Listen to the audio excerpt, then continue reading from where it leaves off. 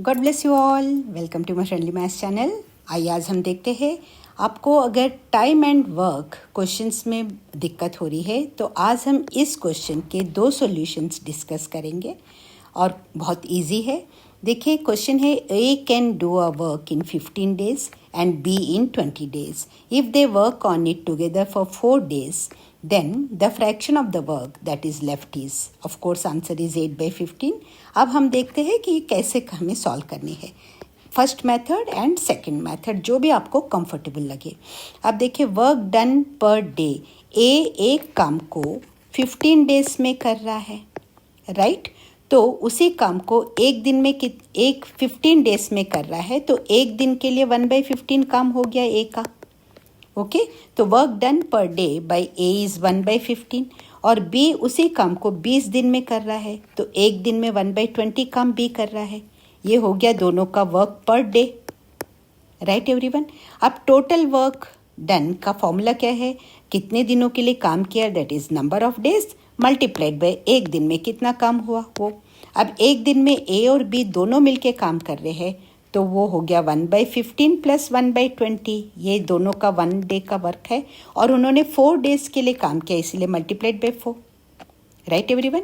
Total work done is equal to 4 multiplied by ये A का एक दिन का काम है प्लस ये बी का एक दिन का काम है। दोनों को हमें ब्रैकेट में लेना बहुत ज़रूरी है। अब देखिए यहाँ पे सिंपल एलसीएम मतलब 15 और 20 के टेबल में सबसे पहला नंबर कौन सा कॉमन आएगा, तो 23 आर 60 एंड 15 4 आर 60। तो 15 को 60 बनाने के लिए 4 से मल्टीप्लाई कर रहे हैं, तो 1 को भी हम 4 से मल्टीप्लाई करेंगे। 20 को 60 बनाने के लिए 3 से मल्टीप्लाई कर रहे हैं, तो न्यूमरेटर के को भी 3 से मल्टीप्लाई करेंगे। 1 into 4 is equal to 4 plus 1 into 3 is equal to 3। अब दोनों के डिनोमिनेटर सेम हो गए, इसीलिए कॉमन ये हो गया 4 plus 3/60 that is equal to 7/60। अब ये 4 1 ज़ा 4 और 60 में जब आप 60 को जब आप 4 से डिवाइड करोगे, 4 1 ज़ा 4 2 लेफ्ट, यहाँ पे फिर 20 है तो 4 15, तो इसीलिए 15 आ गया नीचे एंड ये 4 कैंसिल हो गया, यहाँ 15 आ गया, दैट इज इक्वल टू 7/15। अब देखिए इस टाइप के क्वेश्चंस में क्या होता है, ऑप्शन में आपको 7/15 भी है, राइट एवरीवन। और मोस्ट पॉसिबल केसेस में बच्चे यहाँ सिली मिस्टेक ये करते हैं कि 7/15 आते ही इसे टिक मार देते, जो कि गलत आंसर है। तो यहाँ ध्यान देने वाली बात है, क्वेश्चन में क्या पूछा गया है, fraction of the work that is left पूछा गया है, तो 7/15 वर्क डन है, राइट एवरीवन। तो ये हमारा आंसर नहीं हो गया। अब वर्क लेफ्ट क्या होगा, 1 minus 7/15 that is equal to 15 minus 7/15 and that is equal to 8/15 is the correct answer।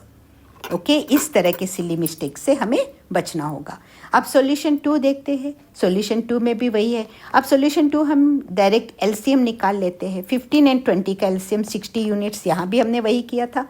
अब देखिए टोटल वर्क क्या है, LCM of 15 and 20 that is equal to total work को हम यूनिट्स में ले लेते हैं, 60 यूनिट्स का काम हुआ है टोटल।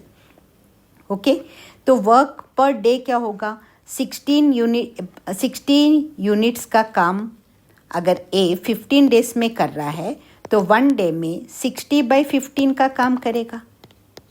ओके एंड 60/15, तो 15 1 ज़ा 15, 15 4 ज़ा 60, तो 4 यूनिट्स का काम ए कर रहा है एक दिन में।